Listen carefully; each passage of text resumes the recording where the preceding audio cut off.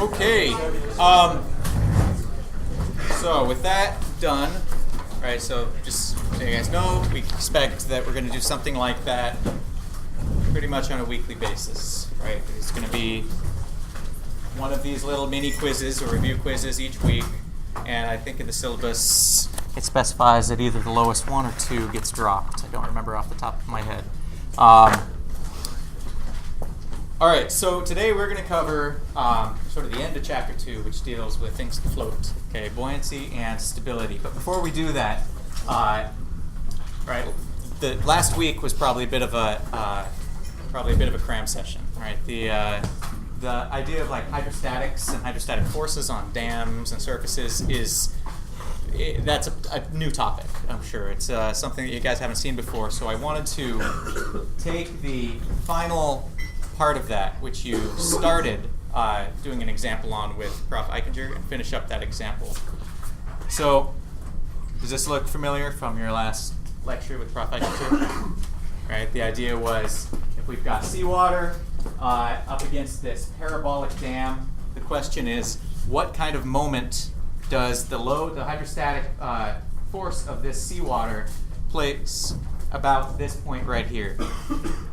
So I talked over this with Prof. Eichinger to figure out where you were, and as I understand it, stop me if I'm off base here, you got through the part where you say, all right, we're going to kind of segment this. Okay, we're going to draw a box around this, and we're going to treat it as two problems. Right? You've got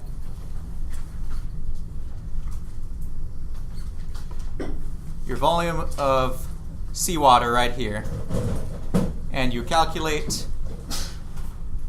the force exerted on it kind of along this virtual wall right here. So you create a surface, and you treat it as if it's a vertical surface for the hydrostatics. And then in addition, you've got now, right, some weight of this fluid acting downward, okay, this body of fluid. So it becomes a statics problem, right? All you need is a free body diagram here in order to calculate the moment about some point right here. So last time, when you were working with Prof. Eichinger, I believe you got to the point where you said that, right, that this, we'll call this F1 here, it's acting from left to right, that F1 was equal to gamma of seawater times, right, the area of this surface here times h over 2, where h is this 24 feet right here. And so this worked out to be 64 pounds force per foot cubed times, right, the area in this case is going to be 24 feet times whatever the width is. So we'll say 24 feet times b for the width. We don't yet actually have a width. We're doing this per unit depth into the page. And then times h over 2, so that's a 12 feet right there. And this works out to be 18,400 pounds force. However, since we're interested in the moment, we also need to know where that is acting.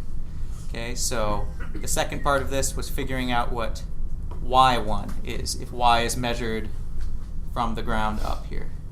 Okay, and so you can figure out what y1 is using these equations that involve the second moments of area. But if you have just a vertical rectangular surface, okay, that's hydrostatically loaded, then your hydrostatic pressure on the surface is going to look something like this, right? And the centroid of that hydrostatic pressure, or the center of pressure, is going to be located where? 1/3 of the way up, right? At the center of area of this sort of triangle of pressure. So y1 is equal to 8 feet. Okay, so we've got those two results. We know then this part is dealt with. The question now is, what is the weight of the fluid and where is it acting in order to finish doing the sum of the moments about A? And so for both of these questions, right, to answer how much does the fluid weigh and where is its center of gravity, where is the center of mass, we have to do both via integration.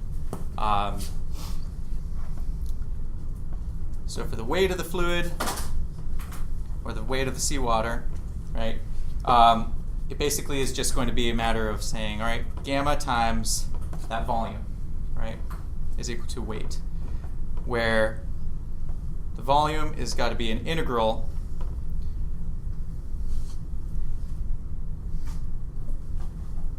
of the height of this water column across the width of this sort of parabola. So there are two steps here that we need to execute in order to actually calculate this volume. The first is we need to figure out what this width is, so we know where we're integrating.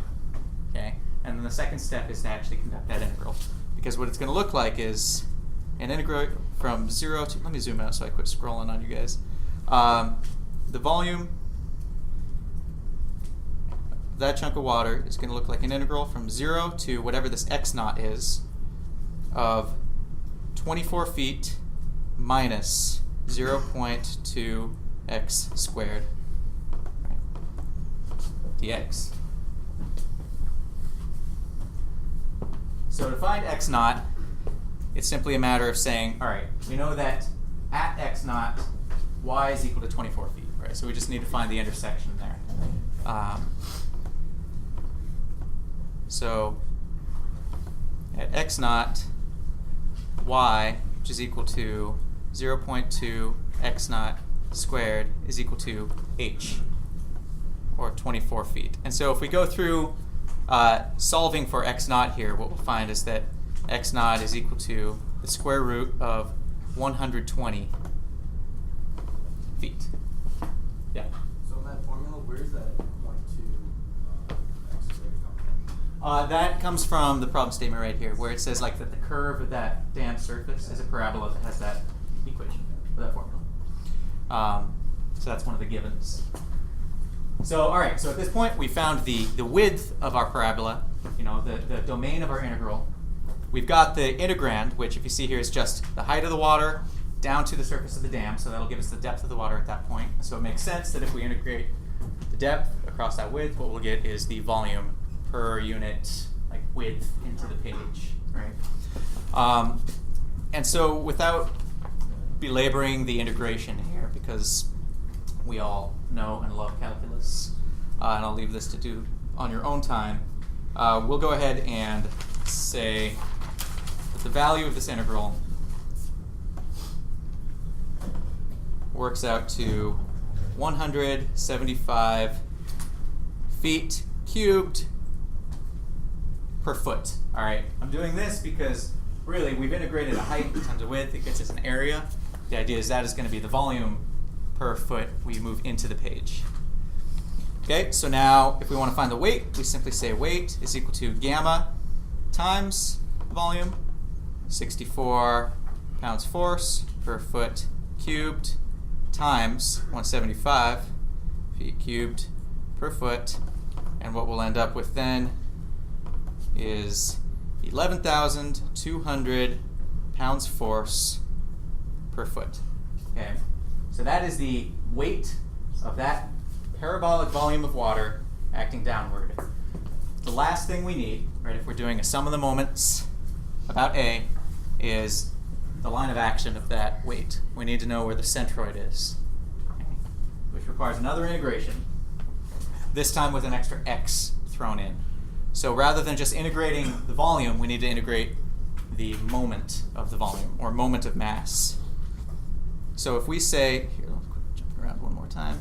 So if we say that this distance right here, let me get rid of some of this scribbling.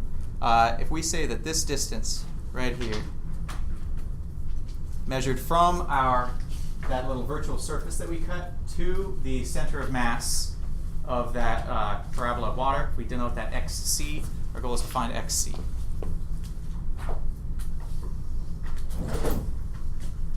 So xc is going to be given by, right, the integral from 0 to x naught, again, of x times, and now comes our integrand from before, 24 minus 0.2 x squared dx. Okay, so we're taking each little slice of volume and we're weighting it by the distance from that vertical surface. And if we go through this process, we'll find, and then this needs to be divided by the total volume. Okay, so it's the moment of volume divided by the volume will give us the centroid. And this will work out to a value of 4.11 feet. So, I know my writing's all over the place here. Let's bring it all together for one last little free body diagram and hammer it out. So,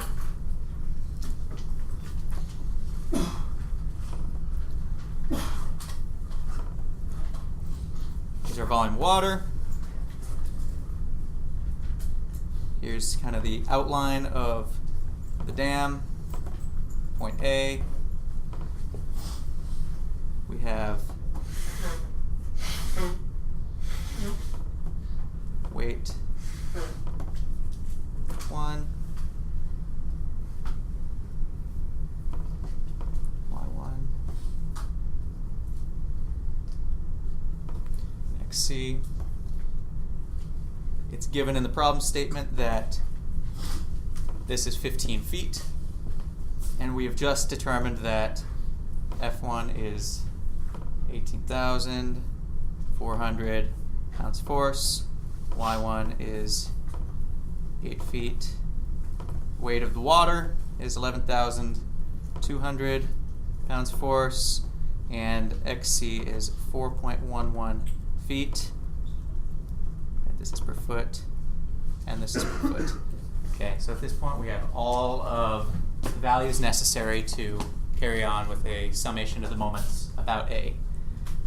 We say summation of the moments about A, right, defined counterclockwise positive, would then give us negative F1 times Y1 minus W times XC. If we plug in those values, we'll work out to 25,200 pound force feet, right, per foot. So the idea here, right, just to wrap it up, is that even with really complicated geometries, things that have lots of curvature, right, the hydrostatics can be solved by breaking it up into a simple hydrostatics problem and a more complicated, just plain statics problem, right? It's going to be the pressure acting on vertical and horizontal surfaces. Transfer those over to a free body diagram that just contains the weird looking chunk of water or gas or whatever fluid you're looking at, and then do the weight of that fluid and find its centroid. And that'll always carry you through to getting the right solution. It'll take a little bit of practice. Kind of takes a little bit of, it's not a very intuitive process, but we'll get plenty of practice in this course. Yes? I'm just looking at the moment, so when you put XC, would it have to be like 15? Oh, yes, sorry, I did leave that out. It would be 15 minus XC. Thank you. Yeah. 15 feet minus XC. Yes. The W, oh, did I put in my, yep. That's also supposed to be positive. Thank you. Okay. I do know that the final solution there is correct, though. Yes? When you were counting F1, what happened to the B term? The B term? Yeah. The B term goes into, so like F1 is, where did I find it? B is really, that's just representative of like the width into the plate. So really what we're doing, when I write F1 later, really what I'm writing is like F1 divided by B. And then later it's W divided by B. Okay, and so I kind of implicitly divide that out. Another maybe cleaner way of dealing with it is just saying B is equal to 1 foot. Okay, and then you solve things for per foot of width into the page. Okay. So okay. So this solution, right, I've got a completely written out solution to this that I'll go ahead and post on Icon. It's got some better annotation. The signs are actually correct, so you guys won't need to error check that on the fly for me. And so that'll be posted up on Icon after class. So really the topics today, there are just two things that we want to cover today. Okay? The first is we want to test out the hypothesis of a naked old guy in a bathtub. And two is we want to talk about the stability of floating bodies. So the first of those references is this thing that we call Archimedes Principle and the concept of buoyancy. All right. So stories have it that Archimedes climbed into his bathtub one day, and he had been pondering the idea of fluid and flotation and why things float in water. Certain things float in water and others don't. And as the story has it, he hopped into a bathtub and he noticed that as he hopped in, the water level rose, spilled over the bath, and it occurred to him that the amount of water that was spilling out of the bath was probably equal to the volume that he was displacing in the tub. Okay, and then that later gave rise to Archimedes' Principle. So the idea is, right, that the buoyant force on an object in a fluid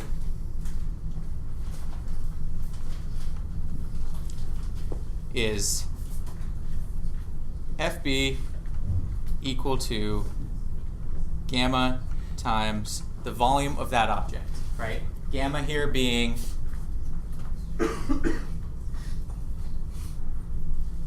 specific weight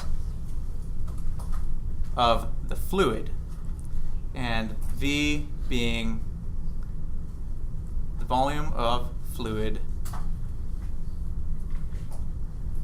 displaced by the object. Okay. And so this is the famous Archimedes Principle. But rather than just taking it at face value, there's a very quick little proof that we can do using the same concepts we just applied to the hydrostatics on a curved surface.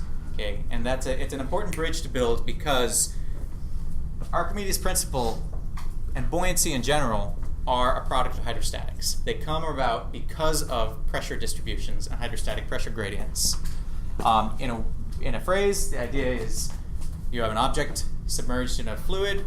The pressure at the bottom of the object is going to be greater than the pressure at the top of the object, right? We talked about that last week. The hydrostatic pressure gradient, pressure increases as you go deeper. And it's that difference in pressure between the bottom and the top that creates this upward force that tends to make that object try to float. So the very quick and sort of informal derivation that we can perform to show this is, imagine we've got a body of water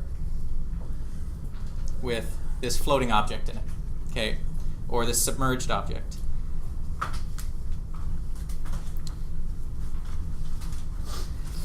Now what we're going to do to calculate the force on this object is draw a rectangular box around it. Okay. And we'll say this rectangular box is a depth of h1 at the top and a depth h2 at the bottom. Okay. So, right, what we're trying to do is figure out now what the buoyant force, or what the resultant force on the contents of this box will be. And so a free body diagram of the box would show that we have pressure acting on the top, which will create F1, pressure acting on the bottom, upward, which will create a force F2, and then pressure on the right and left sides, which we'll respectively call F3 and F4.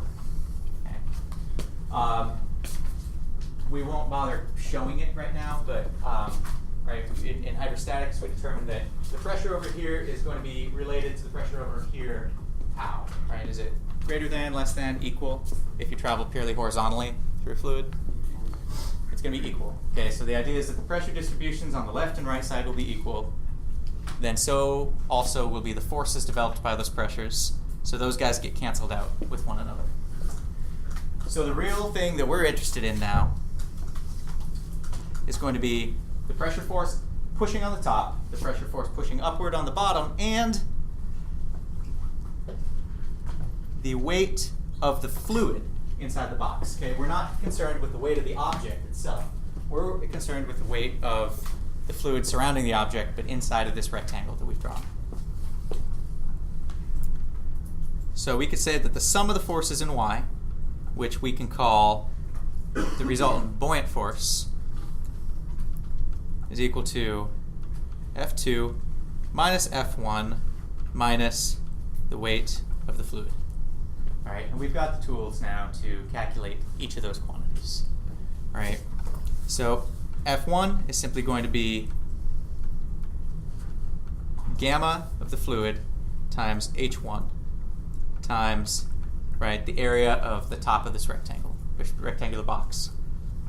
F2 is going to be gamma times H2 times the same area, because we're assuming it's a rectangular prism. And then the weight of the fluid in the box is going to be gamma times H2 minus H1 times A, right? So this right here is the volume of the box. This is the specific weight of fluid minus the volume of the object contained in the box, right? So this is taking that rectangular volume, subtracting out the object's volume, multiplying it by specific weight. And if we plug all of these things in together, what we'll find is that these A's cancel out, these H's cancel out, and we end up with sum of the forces in y, which again we'll call the buoyant force, is equal to gamma times v object. All right. So there's our little quick and informal proof of Archimedes' principle.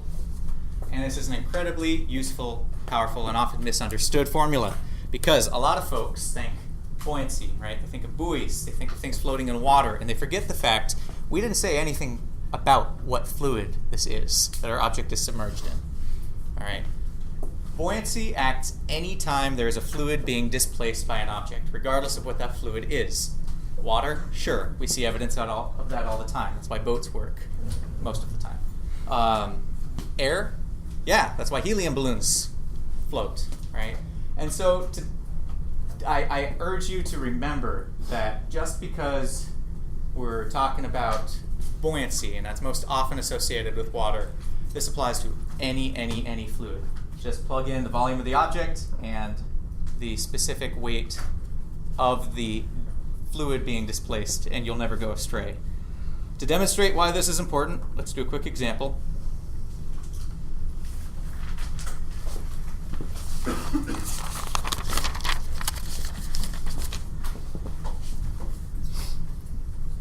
So let's say we have an object with a mass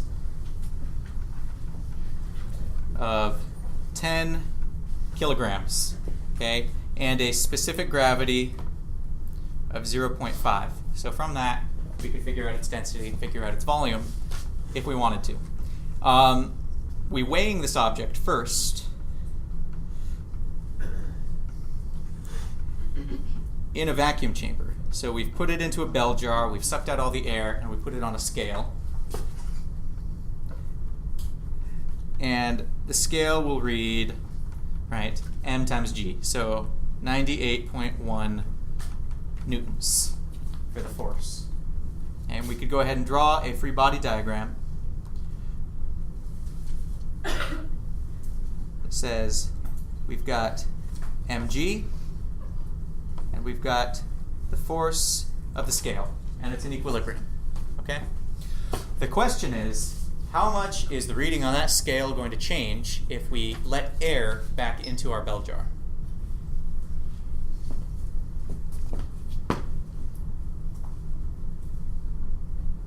So if we go ahead and draw another free body diagram, we've still got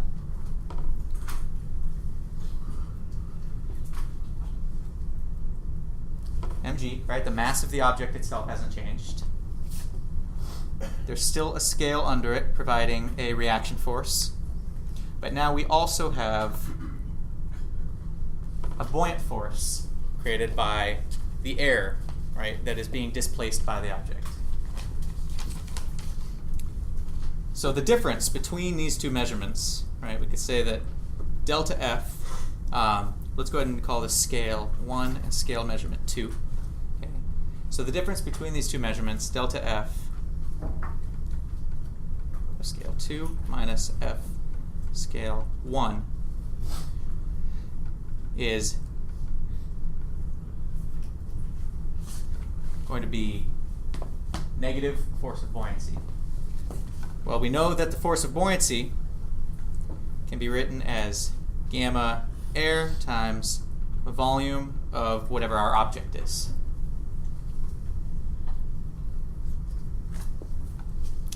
Now, right, we've got all the information we need because we know the mass of the object and we know its specific gravity, and therefore can find its density and therefore its volume, and we can go through and do this manually.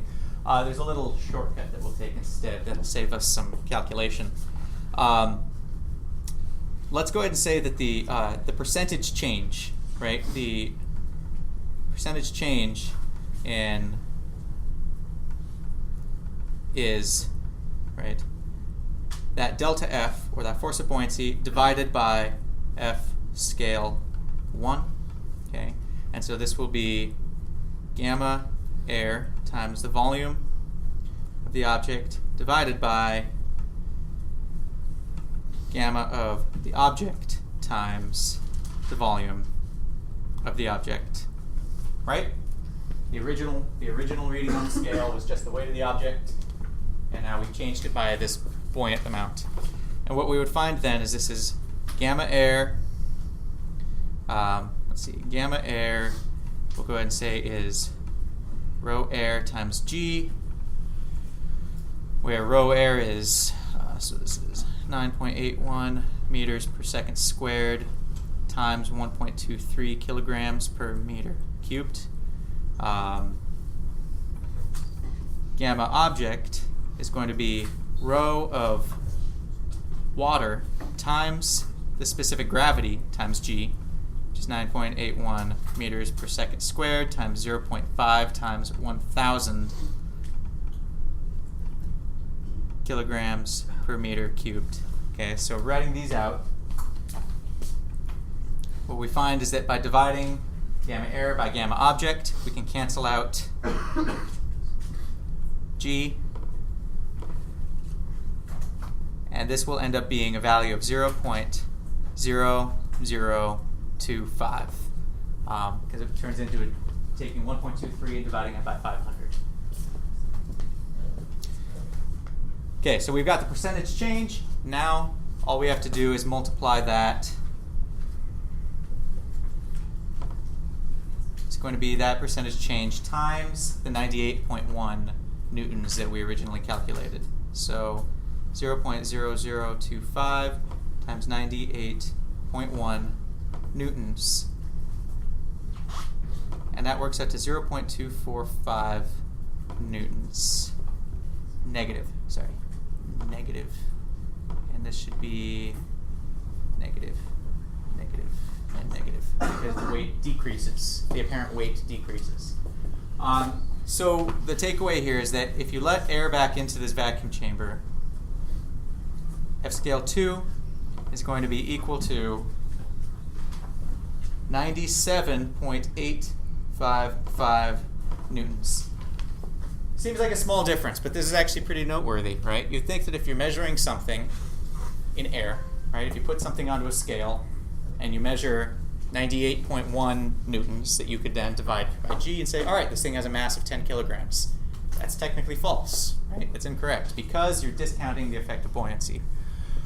So this little example is just to demonstrate that something that weighs 10 kilograms, about 25 pounds, half the density of water, so let's say it's maybe some kind of plastic object. That would be, I would estimate, a plastic sphere about yay big. Okay. The fact that we're able to see any measurable difference in its apparent weight when you measure it with a scale, just because you measure it in vacuum versus in regular air pressure, should be noteworthy to you. Okay, weird. Rush for time here.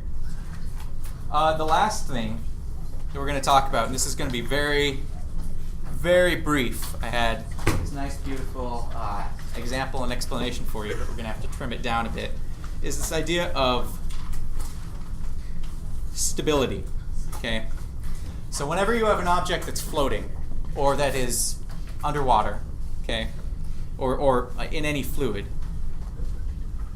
the idea is, we already discovered that, right, the force of buoyancy is equal to gamma of the fluid times the volume of the object displacing it. But where does that buoyant force act? What we find is that FB will always act through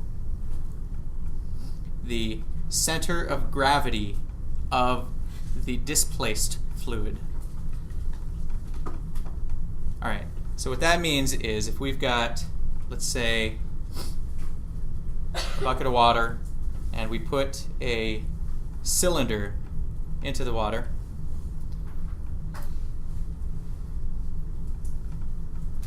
such that here's the water line, okay.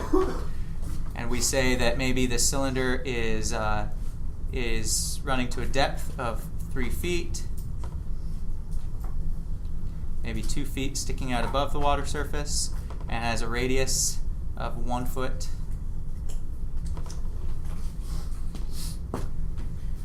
We could say then that force of buoyancy, right, is gamma of water times pi r squared times 3 feet, right?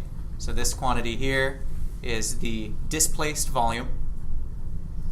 And we would say that the point through which that buoyancy acts is the centroid of this cylinder of sort of missing fluid. Okay? And so that would be right along the center line of our cylinder and at a height of 1.5 feet.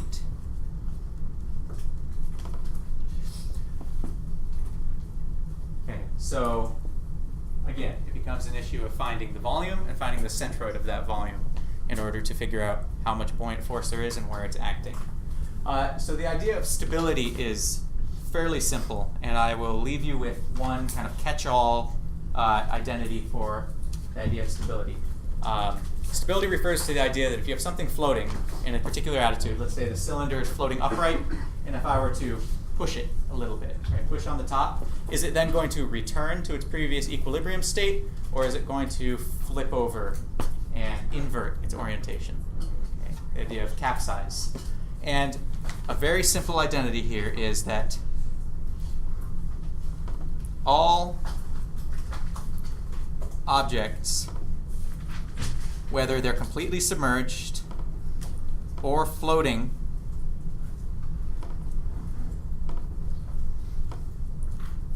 are stable if the center of buoyancy is located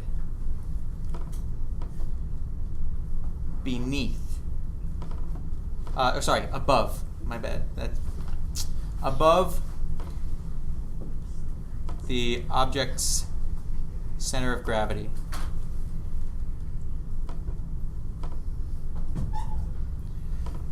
And the very simple reason for that is, right, buoyancy acts upward, weight acts downward. If you have the point of application of the downward force located below the point of application of the upward force, then when they act in opposition to one another, it's going to pull that thing into a stable configuration, right? If they're acting opposite one another, then there's a possibility that they could cause it to invert.